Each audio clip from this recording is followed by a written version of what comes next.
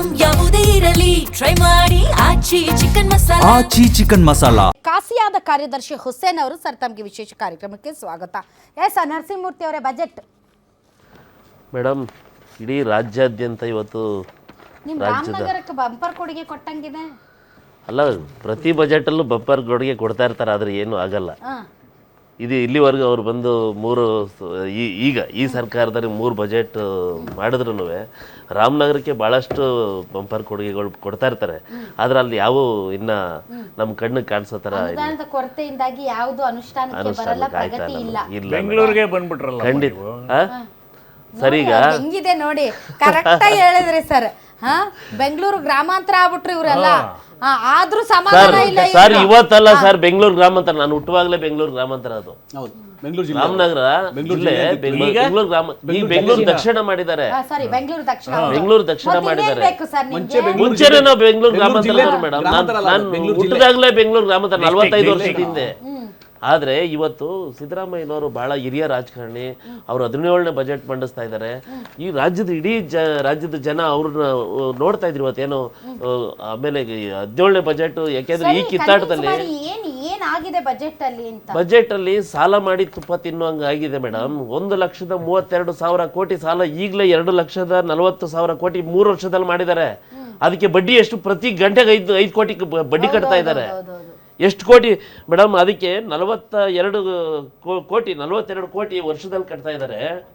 ಪ್ರತಿ ವರ್ಷ ಇಲ್ಲಿ 82,000 ಕೋಟಿ ಸುಮಾರು ಪ್ರತಿ ತಿಂಗಳು ಖರ್ಚು ವೆಚ್ಚನೇ 3.5 ಲಕ್ಷ. ಹಾ ಮೇಡಮ್, ಈಗ ಇವ್ರಿಗೆ ಬೇಕಾಗಿರೋದು ಗ್ಯಾರಂಟಿಗೆ ಇವ್ರಿಗೆ ಬೇಕಾಗಿರೋದು 54,000 ಕೋಟಿ. ಆದ್ರೆ ಆರ್ಥಿಕ ತಜ್ಞರಾದಂತ ಮುರಳೀಧರ್ ಅವ್ರು ಹೇಳೋದು ಅಲ್ಲ ಮೇಡಮ್, ಇಲ್ಲ ಅವರು ಆ ಚೌಕಟ್ಟಿನ ಒಳಗಡೆನೆ ಇದ್ದಾರೆ. ಚೌಕಟ್ಟು ದಾಟ ಆ ರೆಡ್ ಟೇಪ್ ಏನಿದೆ ಅದನ್ನ ದಾಟಿ ಹೊರಗಡೆ ಹೋಗಿಲ್ಲ, ಅದ್ರ ಒಳಗಡೆ ಇದ್ದಾರೆ ಅಂತ ಅವ್ರು ಹೇಳ್ತಾ ಇರೋದು. ಮುಖ್ಯಮಂತ್ರಿ ಸಿದ್ದರಾಮಯ್ಯನವರು ಪ್ರತಿ ಬಾರಿನೂ ಸಾಲದ ಗ್ರಾಫ್ ಅಲ್ಲಿ ರಾಕೆಟ್ ಸ್ಪೀಡ್ ಅಲ್ಲಿ ಹೋಗ್ತಾ ಇದ್ದಾರೆ.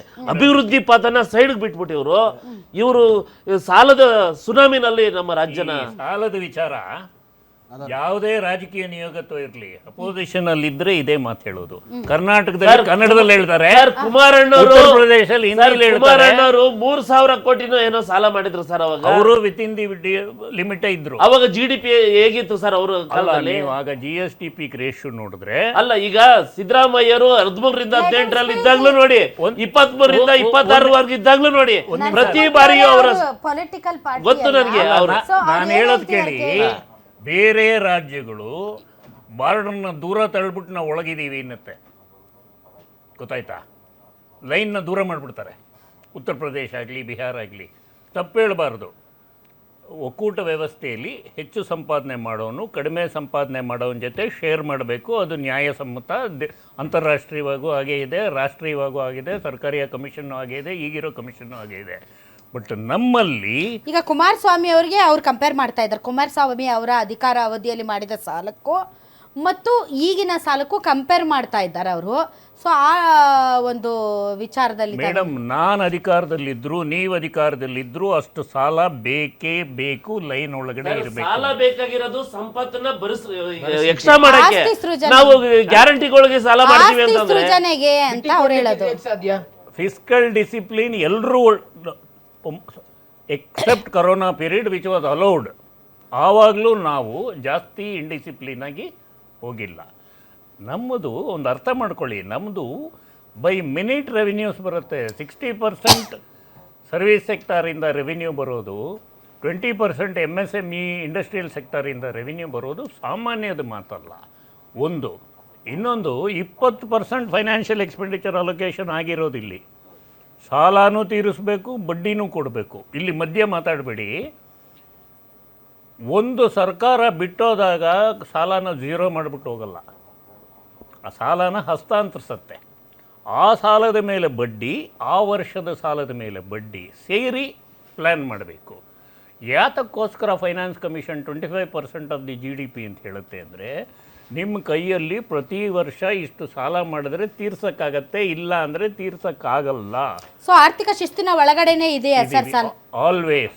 ಮೇಡಮ್, ಇದನ್ನು ನಾವು ಶ್ಲಾಘನೆ ಅಂತ ಮಾಡಬೇಕಾಗಿರೋದು ಕರ್ನಾಟಕದ ಹಣಕಾಸು ಕಾರ್ಯಾಂಗ ಡಿಪಾರ್ಟ್ಮೆಂಟ್ನ, ರಾಜಕೀಯ ಡಿಪಾರ್ಟ್ಮೆಂಟ್ ಅಲ್ಲ. ಸರ್ ಈಗ ನನ್ನ ಪ್ರಶ್ನೆ ಸರ್ ನಾನು ಹೇಳ್ತಾ ಇರೋದು ಏನು ಅಂದ್ರೆ ಇರಿ ಸರ್ ಹೇಳಿ ಹೇಳಿ. ಈ 3 ವರ್ಷದಲ್ಲಿ 2,46,000 ಕೋಟಿ ಸಾಲ ಮಾಡಿದ್ದಾರೆ. 2 ಲಕ್ಷದ ಬರೀ 3 ವರ್ಷದಲ್ಲಿ ಇಲ್ಲದ ನಾವು ಹೇಳ್ತಾ ಇಲ್ಲ. ಅದರಲ್ಲಿ ಇಷ್ಟು ಬಡ್ಡಿನೇ ಹೋದ್ರೆ ರಾಜ್ಯ ಅಭಿವೃದ್ಧಿ ಹೆಂಗಾಗುತ್ತೆ ಸರ್? ಇವರು ಆಯ್ತು ಸಾಲ ಮಾಡಲಿ ಸರ್, ಯಾವ್ದಾದ್ರು ದೊಡ್ಡ ದೊಡ್ಡ ಯೋಜನೆಗಳಿಗೆ ರೆವಿನ್ಯೂ ಬರೋ ಅಂಥದ್ದಕ್ಕೆ ಸಾಲ ಮಾಡಿದ್ರೆ ಓಕೆ ಸರ್. ಇವ್ರು ಗ್ಯಾರಂಟಿಗಳಿಗೋಸ್ಕರ ಸಾಲ ಮಾಡಿಬಿಟ್ಟು ರಾಜ್ಯನ ದಿವಾಳಿ ಮಾಡಿ ನಮ್ಮ ಒಬ್ಬೊಬ್ಬರ ತಲೆ ಮೇಲೆ 1,90,000 ಸಾಲ ಇಡ್ಸಿದ್ರೆ ಮುಂದಕ್ಕೆ ಏನು ಮಾಡ್ಬೇಕಂತೀರಿ ಸರ್ ರಾಜ್ಯನ? ಈಗ ಆಲ್ ರೈಟ್, ಎಸ್. ನೋಡಿ, ಬಡ್ಜೆಟ್ ಗಾತ್ರ ಬಂದು 4,48,000 ಕೋಟಿ. ಅದರೊಳಗೆ ರಾಜಸ್ವ ವೆಚ್ಚ ಬಂದು 3,38,000 ಕೋಟಿ. ಬಂಡವಾಳ ವೆಚ್ಚ ಕೂಡ 74,000 ಕೋಟಿ ಸರ್ಕಾರ ನಿಗದಿ ಮಾಡಿದೆ. ಇದು GSDP ನಮ್ಮದು 32 ಲಕ್ಷ ಕೋಟಿಗೂ ಅಧಿಕವಾಗಿದೆ. 32 ಲಕ್ಷ ಕೋಟಿಗೂ ಅಧಿಕವಾಗಿದ್ದರೆ ಸಾಲ ಮಾಡೋ ಪರಿಮಿತಿ ಏನಿರುತ್ತೆ 25% ಇರ್ತದೆ. ಆ ಸರ್ಕಾರ ಪರಿಮಿತಿ ಒಳಗೆ ಇದೆ. ಅದು ಯಡಿಯೂರಪ್ಪ ಇದ್ದಾಗಲೂ ಅಷ್ಟೇ, ಬೊಮ್ಮಾಯಿಯವರು ಇದ್ದಾಗಲೂ ಅಷ್ಟೇ, ಕುಮಾರಸ್ವಾಮಿ ಇದ್ದಾಗಲೂ ಅಷ್ಟೇ, ಸಿದ್ದರಾಮಯ್ಯವರು ಇದ್ದಾಗಲೂ ಅಷ್ಟೇ. ಈಗ ಕೇಂದ್ರದಲ್ಲಿ ನಮಗೆ ರಾಜ್ಯದಲ್ಲೂ ಸ್ವಲ್ಪ ಏನು ಟಸಲ್ ನಡೀತಾ ಇದೆ ಅಂದರೆ 14ನೇ ಹಣಕಾಸಿನ ಆಯೋಗದಲ್ಲಿ ನಮಗೆ 4.72% ಡೆವಲ್ಯೂಷನ್ ಇತ್ತು. ಈಗ 15ನೇ ಹಣಕಾಸಿನ ಆಯೋಗದಲ್ಲಿ 3.61% ಮಾಡಿಬಿಟ್ರು. 16ನೇ ಹಣಕಾಸಿನ ಆಯೋಗಕ್ಕೆ ನಾವು ಹೋರಾಟದ ನಂತರ ಜಂತರ್ ಮಂತರ್ಲಿ 135 ಶಾಸಕರು ಹೋರಾಟದ ನಂತರ ನಮಗೆ 4.17% ಮಾಡಿದ್ದಾರೆ. ಡೆವಲ್ಯೂಷನಲ್ಲಿ 14 ಫೈನಾನ್ಸ್ ಕಮಿಷನ್ಗೂ 16 ಫೈನಾನ್ಸ್ ಕಮಿಷನ್ಗೂ ಇನ್ನೂ ಕಡಿಮೆನೇ ಇದೆ.